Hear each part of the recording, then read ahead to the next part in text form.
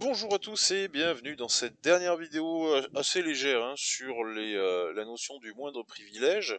Je vous rappelle une dernière fois qu'on était en train de travailler sur le côté identification et permission qui est complètement différent. Je vous avais présenté une façon quasi académique. On le voit, on le présente comme ça dans toutes les écoles, c'est la façon la plus standard, pour Express, attention j'entends, mais les grandes idées sont là, on avait présenté tout ça. Et puis l'idée là dans cette vidéo, c'est de faire aussi un petit peu le point. Alors, je vous avais dit que on pouvait aussi faire autrement avec des ACL. Alors vous avez un paquet ici, il y en existe plein, malheureusement il n'y a pas de paquet officiel. Par contre, la notion d'ACL, on la retrouve dans quasiment tous les frameworks de tous les langages. Ici, l'idée, c'est d'être encore plus fermé. Parce qu'on retrouve donc le rôle, je vais zoomer un chouïa, on retrouve la ressource ou la route qu'on veut utiliser, mais en plus ici, on va s'occuper des verbes, directement des verbes. Le post, le get, le put, le patch, le delete. Et bien sûr, en ACL, on peut dire je t'autorise ou je ne t'autorise pas. Ça marche dans les deux sens. Ici, c'est une présentation directe. Voilà, les ACL, en fait, on va plus travailler sur le rôle a accès à quelles ressources et comment. Alors que jusqu'ici, on a travaillé sur qui des rôles y a accès. L'ACL est une façon un peu plus fine, si vous voulez, de gérer la chose. Je vous laisserai tester. Je pense que maintenant qu'on a vu les rôles, vous avez compris que les ACL, ça descend un peu plus bas. Et puis vous avez vraiment de quoi tester tout le tintouin. Donc, pour le groupe admin, c'est permission totale, ça s'entend. Enfin, toutes les routes, toutes les méthodes sont autorisées. Pour les utilisateurs, la ressource utilisateur avec les verbes post, get, put est fermée. Donc c'est comme si j'avais pas mis mon rôle dans mon middleware, dans la liste des middleware. Et vous voyez que déjà ce paquet peut travailler sur pas mal de choses. Ça peut être une bonne piste aussi, si vous voulez pas faire le role list tel que je l'avais fait, tel que tout le monde le fait. Vous allez sur YouTube, vous passez sur toutes les chaînes que vous voulez quand on monte ce genre de truc. C'est globalement ce code-là qu'on a. C'est vraiment la chose, encore une fois, la plus académique. Vous avez les ACL pour voir tout ça. Ok. Donc ça, je vous laisse gérer, effectivement. Et eux aussi, ils disent, on va peut-être pas non plus oublier l'authentification. Parce que les ACL, ça vient après. Ok. Maintenant, question bonne pratique. Vous voyez, il y avait un truc, j'en avais parlé dans une des vidéos.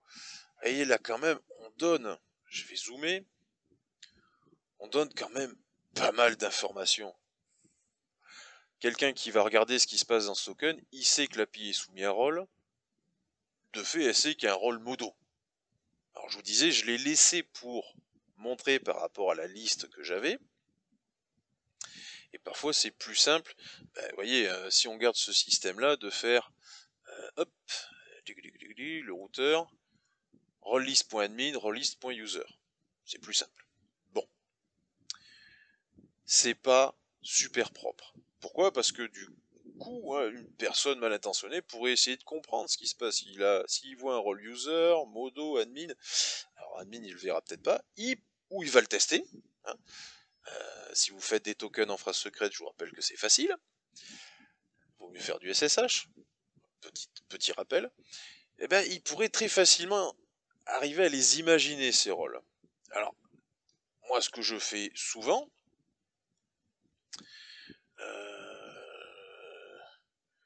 truc, plume, rara. On les a toujours, les rôles. Mais alors, il n'y a rien qui explique quoi que ce soit. Plume, c'est quoi plume? C'est quoi ce rôle? Ça explique quoi? On sait pas. Alors évidemment, moi de mon côté, je sais ce que c'est. Le système le sait, puisque le développement est fait en façon. On sait que truc, c'est l'admin, plume, c'est le modo, rara, c'est le user. Mais quelqu'un qui va regarder ça dans le token, et dire, oh là, rôle plume. Ok, hein, je vais mettre un peu plus de temps à comprendre comment ça marche là. Vous voyez, on essaye de cacher les informations. Et les numéros ou les idées, hein, si vous voulez, je sais pas, éviter peut-être de les mettre dans le payload, essayer de les cacher aussi. On essaye un maximum de pas transmettre d'informations. On l'avait vu avec les en-têtes des requêtes. Je l'ai reprécisé parce que XP, d'ailleurs, il faudra que je le corrige. Côté authentification, bad credentials, on dit pas si c'est l'email ou le mot de passe. Vous voyez, on essaye quand même de rester simple et camouflé. Si les rôles sont pas bons, j'envoie aucun message, je dis simplement interdit. Je donne pas plus d'informations, ça sert à rien. Et ben, les rôles c'est pareil, essayez de les nommer de façon complètement stupide. Moi je vous garantis que des trucs comme ça, les gars, ils vont mettre un peu plus de temps. Et vous vous doutez bien qu'en vrai de vrai, j'ai des noms de rôles beaucoup plus complexes. Bon, voilà pour les petites astuces, bonnes pratiques, etc. Essayez d'être un peu plus obscur. Hop, n'oubliez pas peut-être d'aller tester celui-là ou un autre. Hein. Attention, là je vous conseille aucun. Et je vois celui-là parce qu'il a été mis à jour il n'y a pas très longtemps. Le dépôt Git est entretenu. Donc voilà, il a l'air maintenu, puisque c'est surtout ça aussi l'intérêt et la chose à ne pas louper.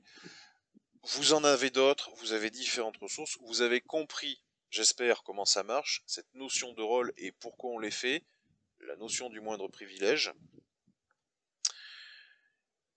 Et voilà, qui va donc clôturer les 6 du coup, points de base qu'il ne faut absolument pas louper pour avoir une API sécurisée. Je suis d'accord, il y en a plein d'autres, et on les a pas tous vus. Mais là, on parle de la base. Voilà, le minimum syndical. Vous avez déjà de quoi bien embêter pas mal de gars qui voudraient s'amuser avec votre API.